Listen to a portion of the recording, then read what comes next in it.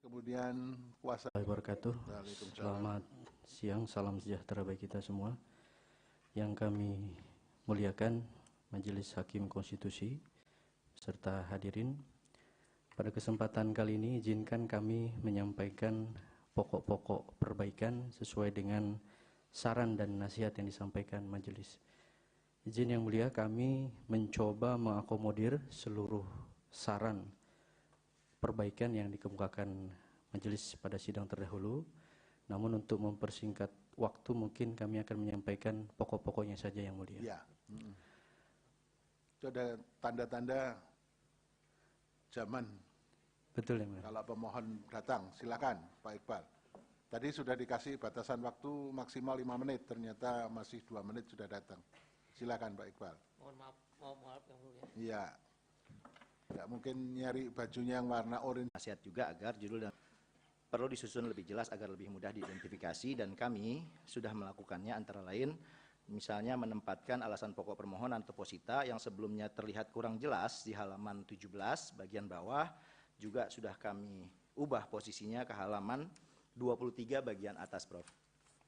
Lantas kemudian dari Pak Manahan, dari Dr. Manahan yang mulia, soal subjudul subjek hukum yang menegaskan perlunya agar subjek hukum tentang kewenangan Presiden dan Sekjen bertindak keluar mewakili Partai Buruh inkasu dalam mengajukan permohonan aku, maka kami juga sudah mempertegasnya kembali yang mulia, ada di halaman 7 sampai halaman 9. Jadi di angka 22 yang mulia, izin secara singkat kami bacakan yang mulia, bahwa kewenangan Presiden bersama Sekretaris Jenderal untuk menandatangani surat keluar meliputi pula kewenangan untuk menandatangani surat permohonan Partai Buruh yang ditujukan kepada lembaga peradilan sebagaimana sebagaimana secara praksis sudah beberapa kali dilakukan dan dapat diterima oleh lembaga peradilan, antara lain surat permohonan yang ditujukan kepada Mahkamah Konstitusi pada pengujian undang-undang tentang pembentukan peraturan perundang-undangan yang diregistrasi dalam perkara nomor 69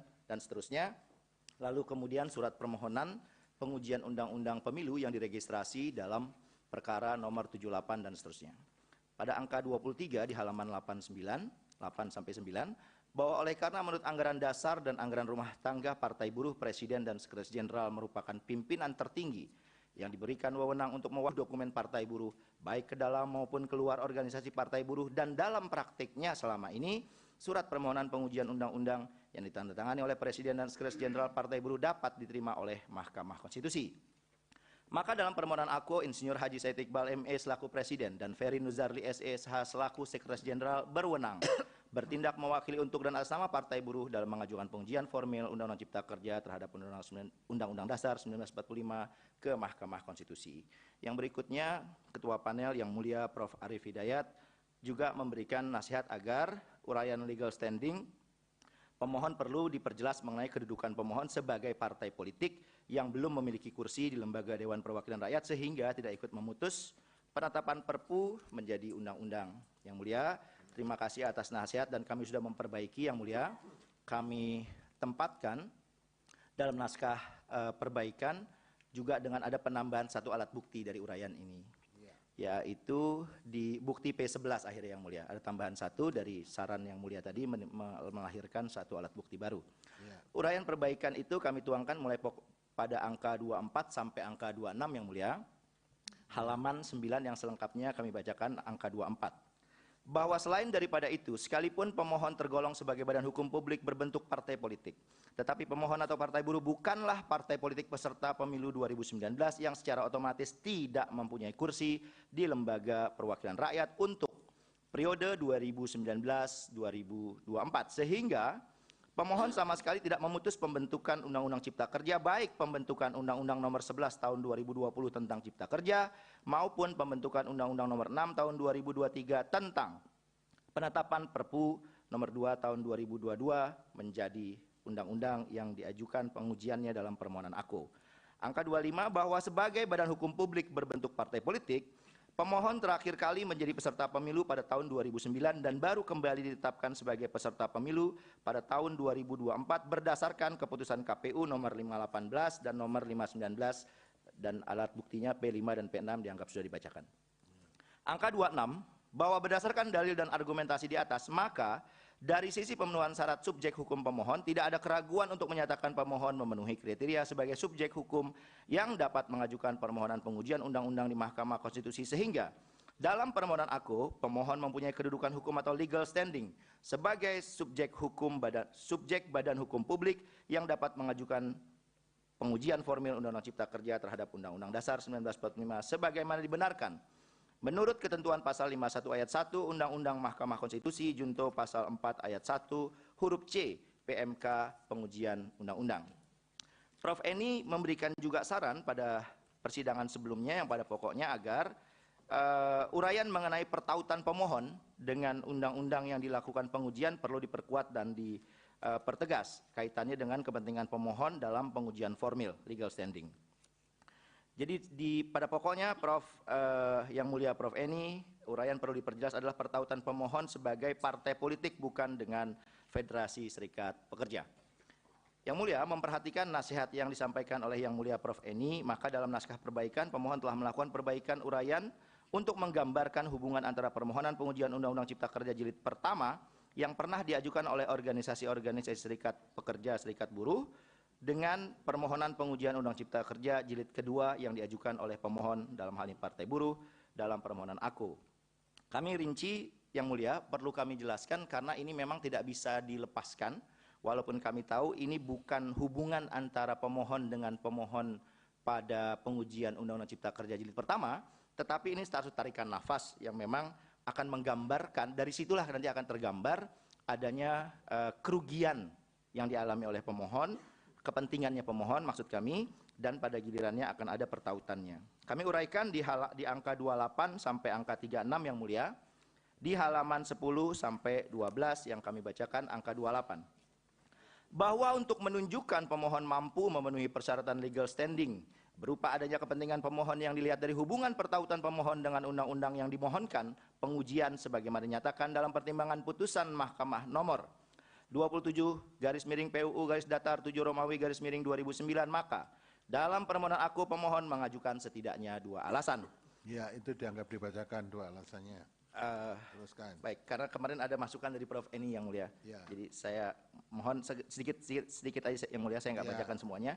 Pada intinya adalah bahwa para pemohon di pengujian Undang-Undang Cipta Kerja jilid pertama itu sudah menyelesaikan dengan keluar terbitnya putusan Mahkamah nomor 91. Tapi kerugian konstitusional tetap dialami oleh kelompok buruh, masyarakat yang diwakili oleh organisasi itu. Maka organisasi-organisasi ini kemudian bersepakat untuk melawan, memperjuangkan pembatalan Undang-Undang Cipta Kerja melalui Partai Buruh Yang Mulia. Jadi maka digelarlah Kongres keempat yang melahirkan susunan kepengurusan yang sekarang, di mana para pemohon yang waktu itu juga sekarang menduduki jabatan-jabatan dan posisi-posisi strategis sebagai pengendali partai. Oleh sebab itu ada rangkaian yang saya singkat saja Yang Mulia, pada intinya bahwa hubungan antara pemohon dengan organisasi sebelumnya secara substantif, permohonan aku di angka 34 Yang Mulia halaman 11 sampai 12, bahwa oleh sebab itu secara substantif permohonan aku harus dimaknai sebagai satu rangkaian permohonan yang tidak dapat dipisahkan dari permohonan-permohonan yang sebelumnya pernah diajukan oleh organisasi-organisasi serikat buruh dan organisasi serikat petani terbesar di Indonesia tersebut. Bahwa dengan dilanggarnya sejumlah asas, prinsip, dan atau pedoman pembentukan undang-undang yang termuat dalam putusan Mahkamah Konstitusi nomor 91 dan seterusnya, sudah barang tentu menimbulkan kerugian bagi organisasi-organisasi serikat pekerja, serikat buruh yang sebelumnya pernah mengajukan pengujian Undang-Undang Cipta Kerja jilid pertama. Kerugian yang dialami organisasi tersebut adalah juga kerugian bagi partai buruh atau pemohon. Sebab sekalipun entitas atau subjek hukum di antara keduanya berbeda, tetapi antara pemohon dan organisasi-organisasi tersebut ibarat dua sisi mata uang. Antara pemohon dan organisasi-organisasi yang menghidupkan kembali partai buruh tersebut tidak dapat dipisahkan satu dengan yang lain. Selanjutnya kami mohon, kami anggap sudah dibacakan Yang Mulia, untuk mempersingkat. Lalu kemudian dari Yang Mulia Prof. Arief juga memberi saran yang pada pokoknya agar pertautan pemohon dengan undang-undang yang uji perlu diperkuat dengan memuat visi, misi, serta tujuan pendirian partai buruh yang berfokus pada isu perburuhan dan seterusnya. Kami muat itu Yang Mulia di angka 38, halaman 14, dan angka 40 di halaman 15. Secara singkat kami bacakan angka 38 bahwa alasan yang kedua untuk menunjukkan pemohon mampu memenuhi persyaratan legal standing sebagai yang dimaksud dalam pertimbangan putusan nomor 27 dan seterusnya, dapat pemohon jelaskan dengan menunjukkan cita-cita, tujuan, serta platform perjuangan sebagaimana dinyatakan dalam anggaran dasar Partai Buruh. Selanjutnya dianggap sudah dibacakan. Angka 40, bahwa berdasarkan tujuan sebagaimana dinyatakan dalam ketentuan pasal 5 anggaran dasar Partai Buruh di atas, maka sebagai partai politik yang platform perjuangannya berfokus pada isu perburuhan, pertanian, agraria, lingkungan hidup, masyarakat adat, dan sebagainya, pemohon sangat berkepentingan untuk menguji Undang-Undang Cipta Kerja secara formil karena Undang-Undang Cipta Kerja dibentuk dengan tidak memenuhi ketentuan pembentukan undang-undang berdasarkan Undang-Undang Dasar 1945, Undang-Undang tentang pembentukan peraturan perundang-undangan, dan amanat putusan Mahkamah Konstitusi nomor 91 dan seterusnya.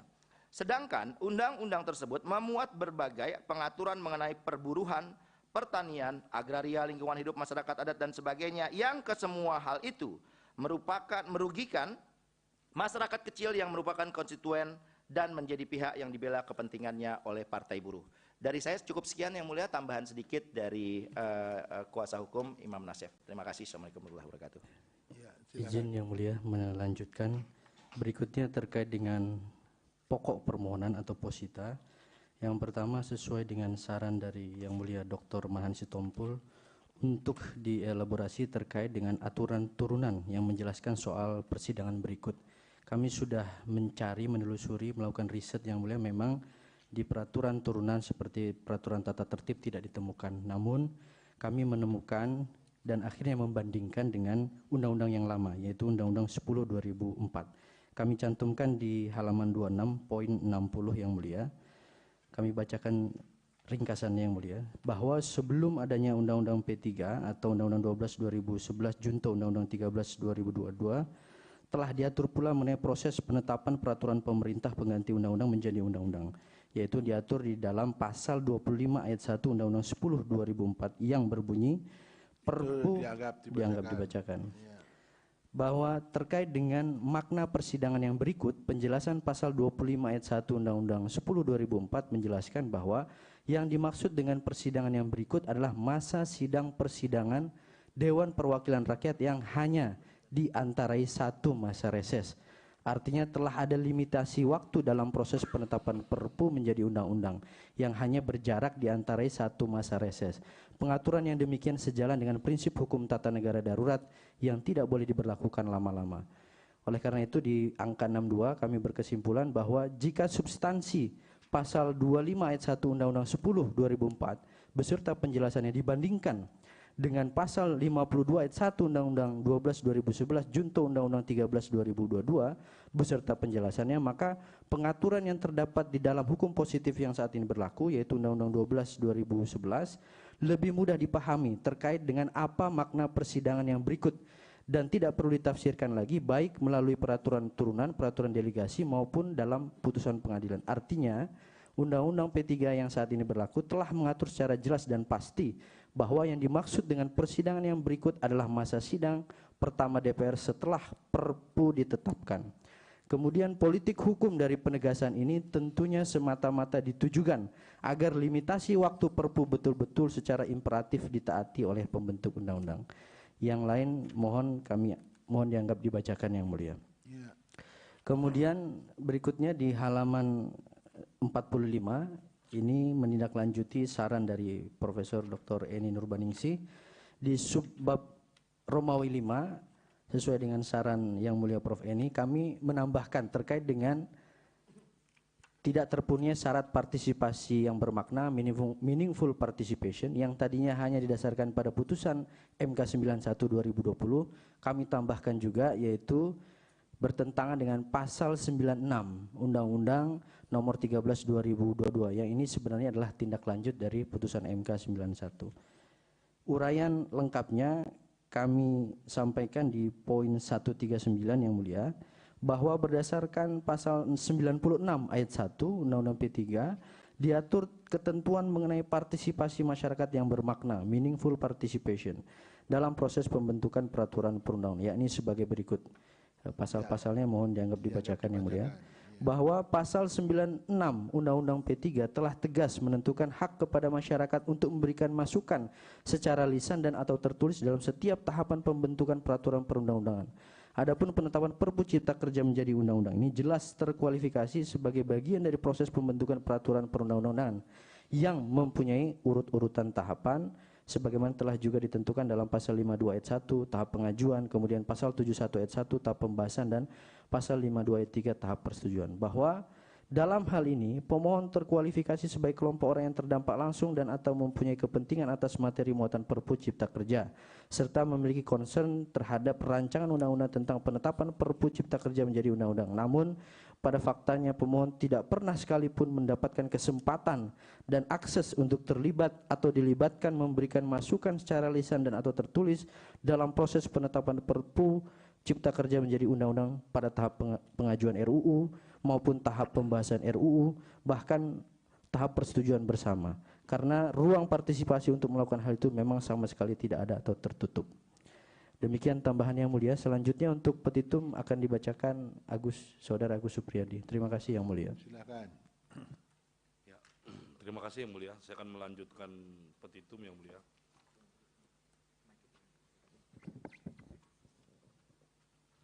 Berdasarkan urian pokok permohonan di atas, pemohon memohon agar Mahkamah Konstitusi Republik Indonesia berdasarkan kewenangan sebagaimana diatur dalam pasal 24C Undang-Undang Dasar 1945, Junto Undang-Undang Mahkamah Konstitusi berkenaan memeriksa, mengadili, dan memutuskan permohonan pemohon sebagai berikut. 1. Mengabulkan permohonan pemohon untuk seluruhnya. 2. Menyatakan pembentukan Undang-Undang Nomor 6 Tahun 2023 tentang penetapan peraturan pemerintah pengganti Undang-Undang Nomor 2 Tahun 2022 tentang Cipta Kerja menjadi Undang-Undang. Lembaran Negara Republik Indonesia tahun 2023 nomor 41, tambahan Lembaran Negara Republik Indonesia nomor 6856 tidak memenuhi ketentuan pembentukan undang-undang berdasarkan Undang-Undang Dasar Negara Republik Indonesia tahun 1945 dan oleh karenanya tidak mempunyai kekuatan hukum mengikat. 3. Memerintahkan pemuatan putusan ini dalam Berita Negara Republik Indonesia sebagai putusan yang seadil-adilnya. Terima kasih yang mulia. Baik. Ada tambahan, Prof. Eni? Cukup? Yang mulia Pak Daniel ada? Cukup. Ya, dari saya ini Pak Said Salahuddin, kenapa tulisannya hanya MH saja? Gelarnya? Di KTP yang mulia. Oh, di KTP hanya MH gitu? Iya, SHMH dan atau? memang iya yang mulia, nggak pakai SH-nya yang mulia. Oh, hanya MH. Iya. Oke. Enggak, soalnya banyak advokat yang menuliskan gelarnya macam-macam, ini kok malah sedikit sekali. Ya, banyak advokat itu yang menulis yang bukan gelar, misalnya kursus berapa hari aja terus CLA, CL, LL, wah macam-macam pokoknya, panjangnya nggak karuan. Tapi itu sebetulnya nggak boleh ditulis karena menurut peraturan perundangan bukan gelar. Ya, tapi ini ditulis. Kemudian Pak Damar, kenapa nggak ditulis gelarnya? Di KTP nggak ada gelarnya juga?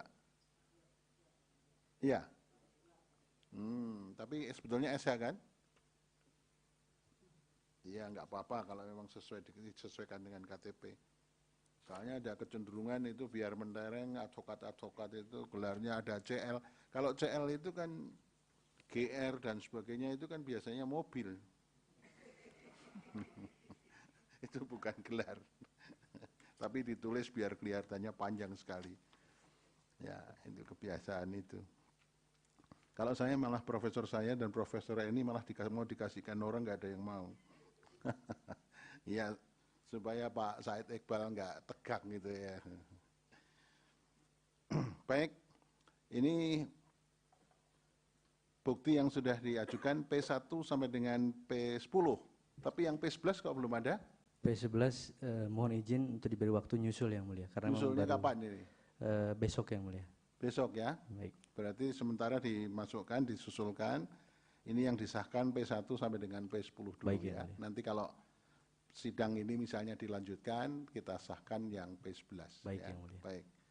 Disahkan P1 sampai dengan P10 dengan catatan bukti P11 menyusul gitu ya? Baik, yang mulia. Baik, disahkan. Ada yang akan disampaikan? Pemohon atau kuasanya atau cukup? Pak Egel cukup puas ya? Sudah diterima? Sedikit 1 menit yang mulia dari prinsipalnya. Oke, silakan. Bismillahirrahmanirrahim. Terima kasih Yang Mulia Majelis Mahkamah Konstitusi. Atas nama kelas pekerja buruh Indonesia, petani dan nelayan mengucapkan terima kasih diberi kesempatan dalam sidang perbaikan ini. Pada hakikatnya kami meminta rasa keadilan karena Omnibus Law yang terkait dengan klaster ketenaga kerjaan dan klaster yang terkait dengan petani itu sangat berdampak meluas kepada kelas pekerja, khususnya para buruh. Dan ini sudah terjadi, PHK di mana-mana, ratusan ribu sudah ter-PHK, upah 3 tahun berturut-turut tidak naik, karyawan perempuan yang mengambil cuti dan melahirkan dan cuti haid tidak ada kepastian upah, karyawan dikontrak tanpa periode kontrak, dan tenaga kerja asing di mana-mana sekarang sudah bermunculan karena tidak perlu lagi menunggu keluar KITAS dan IMTAK, kerja dulu urusan administrasi belakangan, yang akhirnya membahayakan juga pertahanan negara karena tenaga kerja asing Cina khususnya adalah orang-orang yang terlatih. Oleh karena itu dalam kesempatan ini kami meminta keputusan yang seadil-adilnya agar secara formal tidak pernah sekalipun buruh maupun dalam proses Perpu dan proses pembahasan di DPR RI tidak pernah sekalipun diundang, diajak bicara, diminta konsep, diminta usulan. Bahkan pembahasan yang dalam beberapa waktu yang lalu kami mengambil inisiatif diskusi dengan sebagian dari teman-teman Kadin secara informal, kami sudah punya sandingan yang kalau memang dibutuhkan kami akan berikan, itu pun tidak satu pasal yang diperhatikan oleh DPR RI, apalagi pemerintah, karena pemerintah kan adalah Perpu. Karena ini dampak Undang-Undang Cipta Kerja ini berdampak luas pada kalangan buruh yang sudah terasa sekarang Yang Mulia dan mungkin akan terasa 30 tahun selama itu. Oleh karena ini sangat berdampak meluas dan aksi pemogokan nasional sudah dirancang oleh kelompok buruh bila mana keadilan itu tidak didapatkan. Tapi kami percaya Mahkamah Konstitusi adalah jalan keadilan itu. Terima kasih Yang Mulia. Baik, terima kasih. Lebih 1 detik itu tadi. 1 atau 2 detik. Terima kasih Pak Iqbal. Sudah cukup ya? Baik, kalau begitu dalam sidang perbaikan permohonan sudah diterima perbaikan permohonan baik secara tertulis maupun secara lisan dan ada kalau prolog Pak Said juga sudah, ini epilognya juga sudah ya berarti. Terima kasih. Sidang selesai dan ditutup.